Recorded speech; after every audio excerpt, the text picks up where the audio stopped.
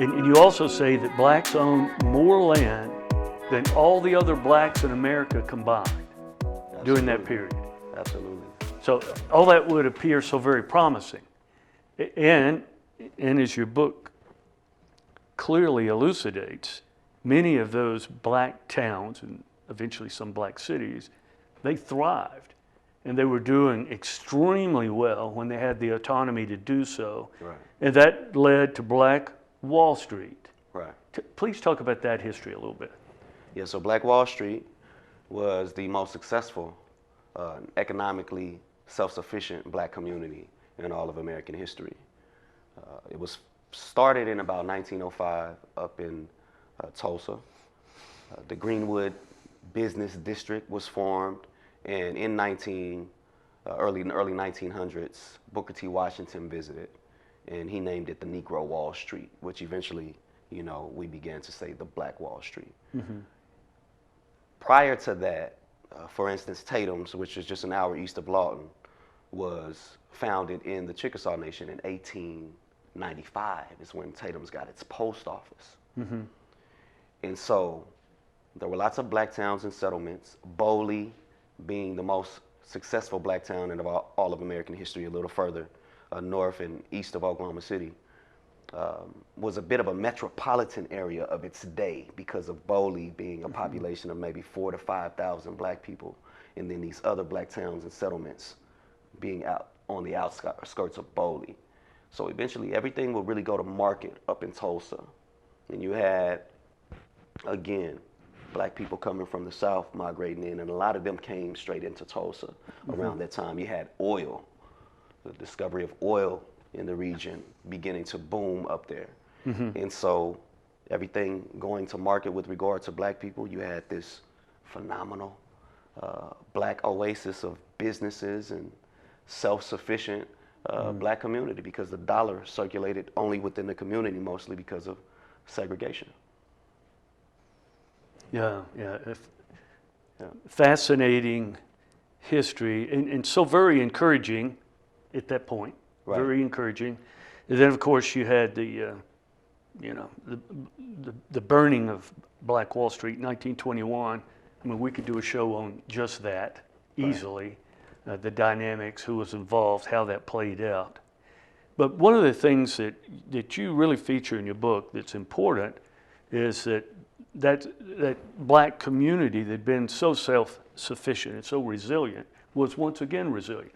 That lawyers got insurance money, they took people to court, they rebuilt Black Wall Street by 1925. Yeah. Please share the importance and significance of that. Yeah. So people tend to know about Black Wall Street or the Tulsa Massacre, and the massacre part, is really overshadows the success of the community there. And you don't ever hear that it was actually rebuilt within, 4 to 5 years. Remarkable. And so it was rebuilt with regard to infrastructure and the buildings and the homes, and it was going again. Absolutely. Yeah, and you and I, when we were visiting before we sat down to do the interview, we're talking about Killers of the Flower Moon. I don't want to get too much into that, except to say that it helps put the period in context, because what was going on with the Osage Indians in the 1920s was pretty much at the same time. Right. And they were being exploited. That was called the Reign of Terror. When you talked about Sarah Rector, a young black, a girl essentially, a child, had inherited all this oil, and so she became so wealthy in an instant. Right. And that was in 1913, I think. Absolutely. And they, and then of course, then the white government said that she had to have somebody taking care of her. The guardian. And she became a guardian of the white government. She had to have a guardian. And that was actually prior to her gaining her wealth. That was a part of the Dawes enrollment process. I see. They assigned guardians, especially to the natives that had more Native American blood. But even the freedmen, in the case of miners having so much land, a guardian, a white guardian, was assigned to these miners and to these more melanated natives, Yeah. of these tribes. And so she, in 1913, at 11 years old, was near the black town of Taft, Oklahoma. And, it's up there close to the Osage. And they struck a gusher on our land. Dad couldn't pay the taxes on 160 acres of land that your 11-year-old has. Right. And so he leased it to an oil company, and they hit a gusher, 2,500 barrels of oil per day. Sarah Rector was making $300 a day, which would have been $8,200 a day in today's money. During that time frame, the state began to promote her as the richest colored girl in the world.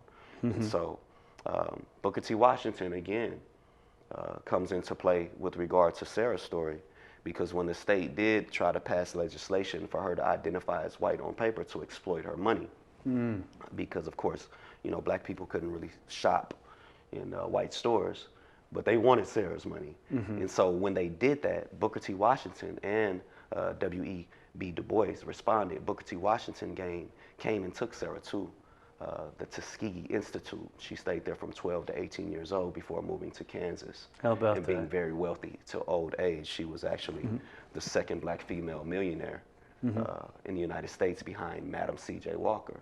We don't ever really hear about little Sarah Rector. But right out of the black town of Taft, Oklahoma, which is a testament to the success of black people here in Indian Territory. Yeah, that really caught my attention too, because what they did with her, the government did with her, played out again with the Osage. Right. Because the Osage had an amazing oil strike. They were known as the wealthiest people in the world. At that time. Yes, sir. Yeah, person per capita. Right. Yeah, amazing. And that led to a lot of parallels with what you have described here, because there were all kinds of white people trying to become members of the Osage Nation, members of the family, because with it became wealth. In the Killers of the Flower Moon, the book, they describe how cowboys would go all the way across to the west to hope they could marry an Osage woman, because they'd never have to work again. And of course, the Reign of Terror, the killing of the Osage, all these things were happening at the same time. And you might say, why is that important? I think it's important because it kind of frames the culture and the time of the Wild West. And you have that in your book too. You have the sheriffs and the marshals of color. Okay, let me back up. I've never really liked that, because we're all of some color, right? People would say, okay, black people are of color. Okay, we're all of color, but black folks out here were participating in all of that. Absolutely. And it was the Wild West. If you were a criminal but you were good with a handgun, you might become the sheriff, because people would then pay you to protect them. Right. Yeah, just such a interesting time. People call it the Wild West. It was. Well, yeah, when you see the Wild Wild West on TV, back in the day, cowboys and Indians, you're not really looking very far west. That's actually Indian Territory, Oklahoma, what would become Oklahoma, because it was so lawless in Indian Territory. All of the outlaws come into the territory as well. And during that time period, you had 30 black towns, 13 that remain? At statehood, we had at least 30 black towns, and at least, and that's formal towns, not including, the settlements. And 13 still remain today. Yep, 13 still remain today. And you're working to promote those 13 towns, not just the history, but you tell us about that. Yeah, so my purpose and my identity, I'm like the epitome of Oklahoma, of an Oklahoman. But I never could get away, not that I tried to, but from what essentially is my purpose. With regard to the revitalization of our historically all black towns that still exist. I'm really passionate about getting them to where they should be. They have fallen by the wayside, economically, the populations, as well, which is, on average less than 100 people within our black towns. We've completely abandoned this history Many of us never knew it in the first place. You know, Key point. regardless of race, we've all abandoned this history. Yes. The state, tribal, and federal governments don't do much of anything to take ownership of this history and this legacy. And going back to integration, black people, especially here, have abandoned the legacy of black self-governance and group economics. These black towns were safe spaces. That's why 13 still exist today. They were economically self-sufficient spaces until, you know, and we didn't talk about this and we probably won't go into it, but until, you know, other migration patterns through the Great Depression and then integration, essentially, Yeah, yeah, is where it stopped at. yeah. And so we've completely abandoned the legacy of black self-governance, and most of us never heard of black towns, which is a town that was founded by black people and governed by black people from the very beginning. And so This they is were fascinating. They were devoid of racial oppression. Yeah, And so, I mean, it's fascinating, and that could be a whole that's nother supposed to be a conversation. show. We just don't know about it. Yeah, yeah, you're exactly right. Right. Yeah, yeah, but I want to go back. You refer to yourself as a young black mayor, so that our viewers understand what that means. Right, right. Because you are the advocate for these 13 towns. You're the young black mayor. Absolutely. Working hard to try to take care of that history, to make sure people understand the significance of it and the contributions, and certainly in the hope that those towns will revitalize. Right. So, and you've got, I think there's a website where people can give you some money, resources to help do that. So, I'm getting a little bit of age on me at this point. But in the arena of what we call politics or, you know, organizational leadership, I'm still young. However, the Young Black Mayor really is about young people stepping into leadership positions within their own community.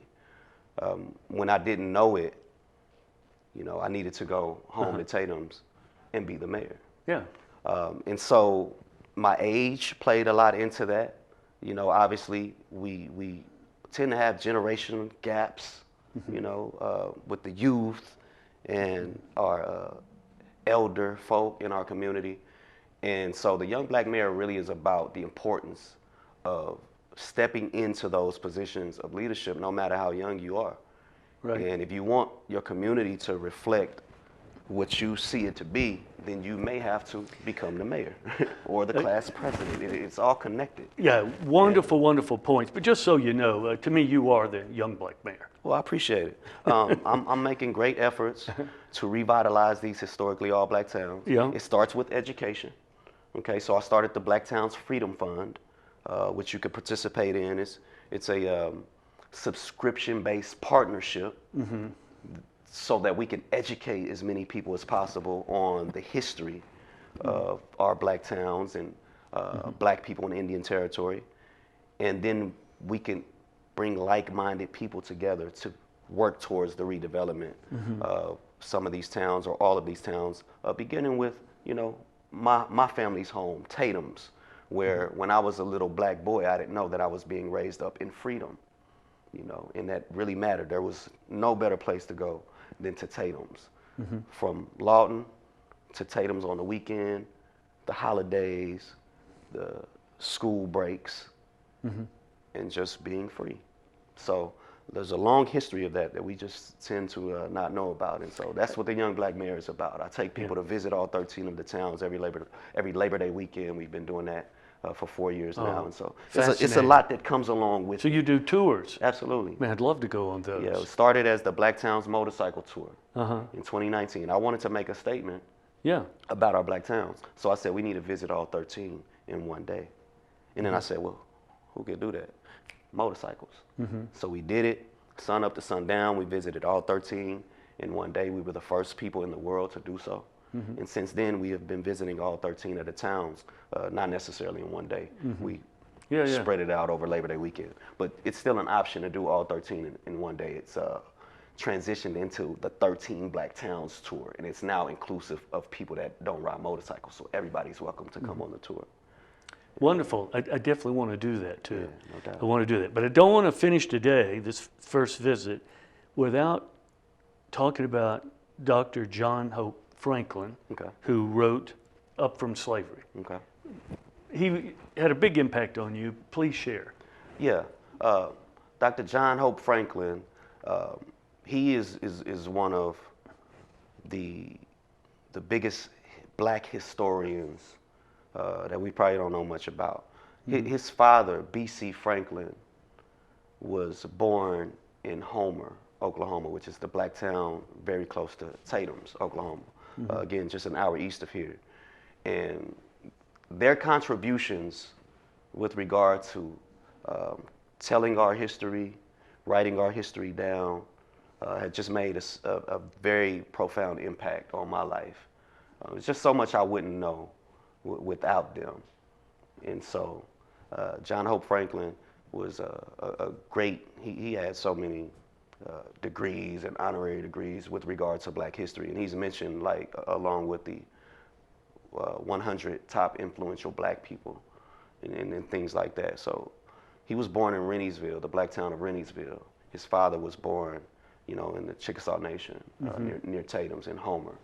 And so those roots are really important to me. Have you ever visited with Congressman Tom Cole? No, I haven't. You know, maybe one of the times he's in town, we'll sit down. You know, he's got his PhD in history. Okay. And of course, he has a Native American background, Chickasaw. Right. He'd be very interested in all of this. I think that would be a great visit as well. Yeah, so I am Chickasaw by blood, you know, and through bondage. You know, I got it on both sides. You know, my family was enslaved to the same tribe on the other side of my family. And so, like I was saying, you know, That's a conversation. epitome of an Oklahoman. Yeah, yeah. It adds so much meaning.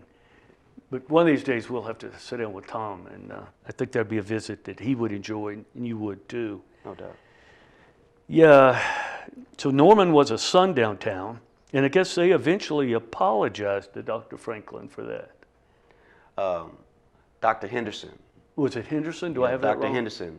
Yeah. Dr. George Henderson. Yeah. When they gave that proclamation, it was 2020 or 2021. Yeah. They apologized for being a sundown town. Yes, the city council of Norman did that, and they issued a proclamation. Dr. George Henderson was the third black professor at Oklahoma University in 1967. He is the founder of the Human Relations Department, so he was really big with regard to race relations there on campus once everything was integrated. Dr. Henderson. Yep. Okay. And he is the first black man to purchase a home in the city of Norman. And so he's in the book a couple of times. Yes, he is. And he's going to be writing the foreword for Volume 2. Okay. Yeah, Oklahoma Black Facts, Volume 2. Wonderful, wonderful. Absolutely. Okay. Before we move on, I want to talk a little bit about what was going on in the world in the 20s. Okay. You know, we already mentioned what was happening with the Osage, and that brought in the fledgling FBI and made J. Edgar Hoover the guy he became. Yeah, Oklahoma. He became J. Edgar Hoover, started in Oklahoma. Because he came, well, he led the effort to end the lawlessness and get control of the bad things that were happening here. That's what history would lead us to believe. But what else was happening in the 20s? Let's see, you had the Irish Revolution. Ireland was split, the Northern Ireland, South Ireland. The Communist Party of China is created during that time period. The Union of Soviet Socialist Republics was created. Egypt declares its independence. Let's see, Gandhi, mass civil disobedience in India, working to make some positive change there. Hitler, 1923, leads the Nazi Party as it begins. That's enough, really. But my point of bringing that up is the world is so incredibly turbulent. I mean, during that period, you're looking at some things that happened here, and they're bad things. Some bad things were happening. As a fledgling democracy tried to follow its constitution to become what it was supposed to be. And while that was happening around the world, human nature being what it is, there were all kinds of things going on, all kinds of turbulence.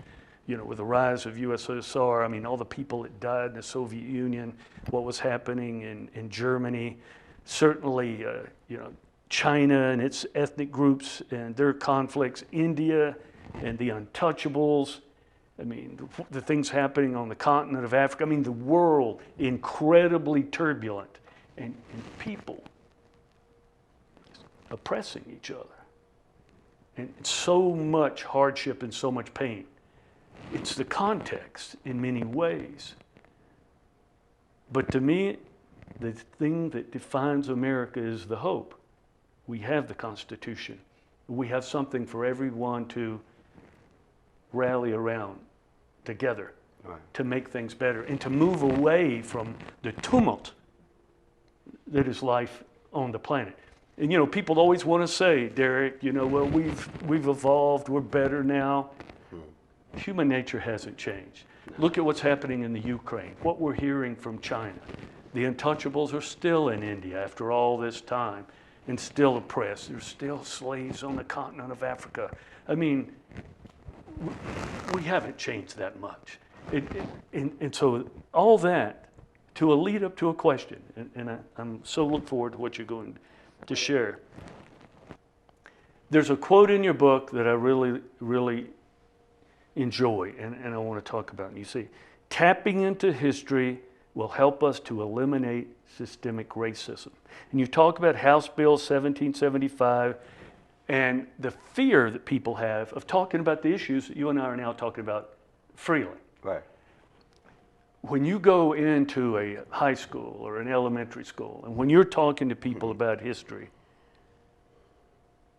how do you frame this in context? And you and I talked about it a little bit before, because to me the context is everything in terms of how people take it. But I've got a follow-on question, but please just share with me what you mean by this quote and how you deliver history, particularly to young people. Yeah, so the young people are the easiest to deliver the history to. They just don't get the history that they need. I'm a firm believer that the more that we know about ourselves, the more we could share with each other. When we know the truth of each other's plight, it allows for us to develop way more compassion for one another. Okay, the truth of our plight, you know, not what's in the media or not the stereotypes or perceptions that are pushed, but the truth about each other's plight. Facts. Yes, sir, the facts.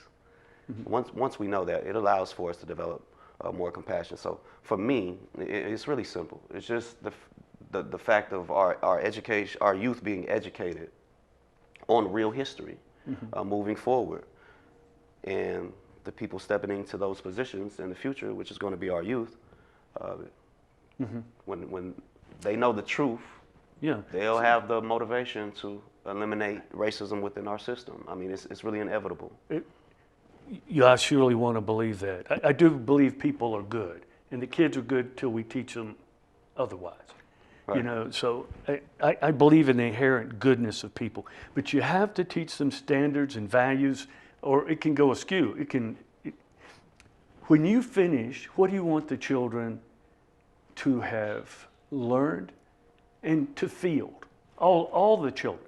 Because as you pointed out, Oklahoma is really diverse. So all these diverse children, how do you want them to feel when you're done? What is it you want to achieve that will stay with them?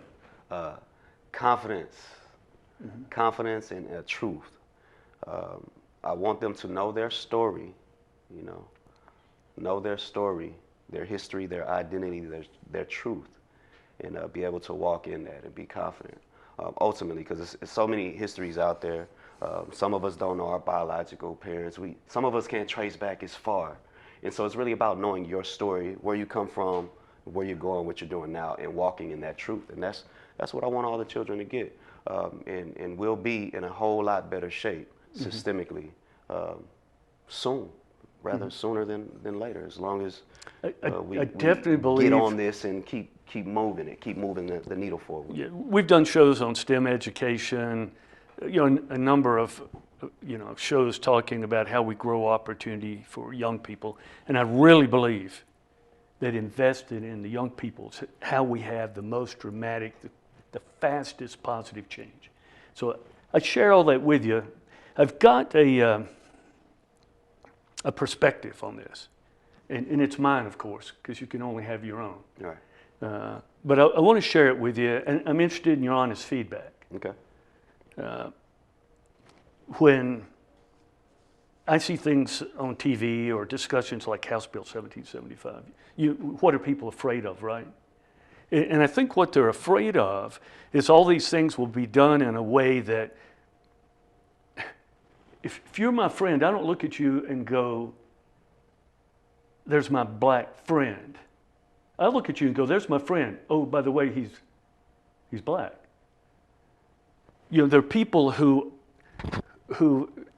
fear that we're going to divide everybody by their group and by their history, and we are going to teach the pain of the past, and they will begin to share the burden of the pain, and it will continue to divide and not bring us together. Now, I don't want to believe that. That is a possibility. You can do anything with politics and intent, human nature being what it is. Mm-hmm. But I tell you, my visceral reaction to these things is, I don't walk around thinking I'm a white man. I don't define myself that way. I don't relate that way. Mm-hmm. So when you talk about this, I don't think that you own this history. I think it's my history too. I'm an American. Absolutely. So when I see it, I think this is our history. Now, okay, I shared with you, I was in the Army 30 years. Right. I took an oath to support and defend the Constitution of the United States and even give my life. Why would you want to do that? That Constitution is sacred. It's a thing that makes us separate from distinct from every other country. It's why we always have hope. You look about our history, we're not where we want to be, but we have improved, and we're still working at it. And we're a democracy, which means everybody can talk, which means it's noisy. There's always going to be conflict in a democracy. Absolutely. But the beauty of it is the Constitution allows for it. We can have all kinds of conflict, get over it, go on, hopefully get better. That's the beauty of all that. So to me, if you ask me the question, I ask you, how do you teach it to young people? I think you teach it to them as young Americans. Right. This is American history. Our history. Yeah. Here's some things that went really well, and you don't want to ever quit teaching the victories. Right. Why is a country great? Why should we be proud of our country and work hard to make it better? You've got to teach that. Teach all the other elements. And I agree with you. When I saw this, this is fascinating. I thought, people need to know this. And they need to know it in context. Yeah. Context of the country, context of the world. The fact that we had the problems does not condemn us.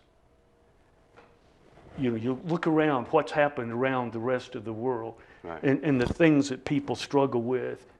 We are still moving forward. And I would like the young people to think, I would like them not to be looking at each other in terms of the context of which group are you in. The group you're in, you're an American. And being a certain kind of color American is not a different kind of American or a lesser American. You're an American. Right. And if you buy into learning, getting better, making our country the dream, right, of what it was supposed to be, I think that education is healthy. But it's got to be done that way. And my sensing is we agree, but I want you to tell me, do you think I have this right? Or do you think I'm looking at it through a veil? You have the right. You have it right. I think you have it right. We just have to talk about all of the wins. Mm-hmm. When you talk about critical race theory, what to take away from it is the fact that, I had Oklahoma history, mm-hmm, in 8th grade. Black Wall Street wasn't in there. Black Wall Street wasn't in there. I learned about Black Wall Street from a rapper at the age of 21. And that was very disappointing because I felt it. That's what I had felt all of this time, you know, as a young black person from Oklahoma. I could feel something special. Even though I couldn't see anything reflective of black success in mainstream media. And so it's important that we tell all of the wins and all of the successes of all of the people who are Americans. And that's really what it's about. It's not about pointing the finger, but we have to know what has taken place in our past, which is connected to what's taking place in our society right now, be able to analyze that and move forward. History only teaches. As Americans. You know, we win and we learn. There is no losses. You know, you don't take a loss for making a mistake. It's a learning lesson. So we have to learn from all of this and continue to win, but everybody has to be included in that because this is America. That's when we'll have it right. Our American history. Right. You know, no, I love it. I love it. Okay, before we finish up today, though, I want you to tell people how they can get your book. Yeah, Oklahoma Black Facts. It's the most dangerous and entertaining history book of the culture. All right, you can get it from me, youngblackmayor.com. I'm Young Black Mayor on all social media platforms. There's a link in my bio, Instagram, TikTok, Facebook. You click the link, it'll take you to the book as well. All right, and it's 130 powerful entries of hidden history specific to black people and our contributions here in the state, the legacy of black Oklahoma, some of the biggest moments in civil rights, positive stuff actually happened here in Oklahoma first. And all the remarkable, famous black people from Oklahoma. Yeah, that, big time. I was surprised several times in the book. I think I didn't know that guy was from here. Were you surprised when Red Fox became the honorary police chief of Taft? Indeed. In 1975, 74, you know, stuff like that. Well, you made the point there. There were like three famous black entertainers who were worked in police force. They were police chiefs. They became honorary police chiefs. Here, yeah. Bowley, Flip Wilson was out there, Langston, Sammy Davis Jr. And it was a Sammy Davis Jr. day. Yeah, and who in knew that? 1975.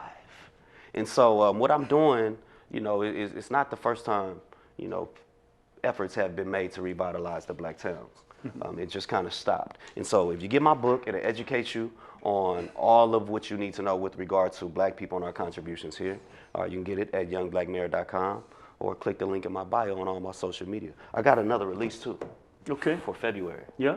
Super Smithsonian Sonnet. Same content, yeah, but it's poetry and songs. I was a longtime artist right out of Lawton, Oklahoma. You know, that was a part of my inspiration to really learn, like, what is a black person from Oklahoma, like, why are we not in mainstream media? And so I put it in songs and poems over the years. And so it's all in the book, Oklahoma, excuse me, no, I'm so used to promoting Oklahoma Black Facts. Yeah. Super Smithsonian Sonnet.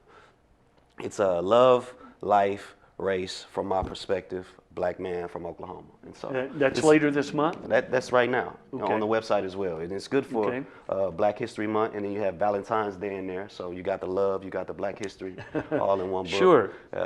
You know, get it for your spouse. So Derrick, you know, thank you for what you're doing and for being on the show and sharing with us today. You know, I was thinking about this across the week, and you saw something that was being omitted, and that's an opportunity. Right. And you jumped on that, and I commend you and congratulate you for doing that. Thank you. I think that's really super, and I want you to come back, if you will, and I'd like us to visit again. There's so many ways we can go here. There were half a dozen bigger, separate discussions we alluded to today. Right. You know, we talked about Killers of the Flower Moon. You know, that movie's coming out soon. Right. And it's relevant to this, not just because of the time periods, Native Americans. It kind of overlays a lot of this.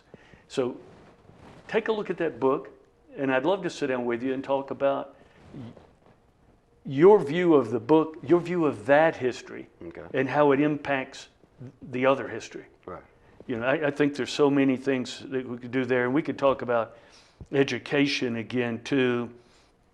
There are a number of things we could do there. I won't even start here. But there's just so much we could do with it. I look forward to visiting with you again. Okay. And thank you so much for being on the show. Absolutely. Thanks for having me. No doubt. And there you have it, folks. Top of the morning. I highly encourage you to get the book. I enjoyed it. It's an easy read. You'll be fascinated. And then maybe online you'll tell us what you think about what we're talking about. We look forward to hearing from you. Top of the morning. God bless.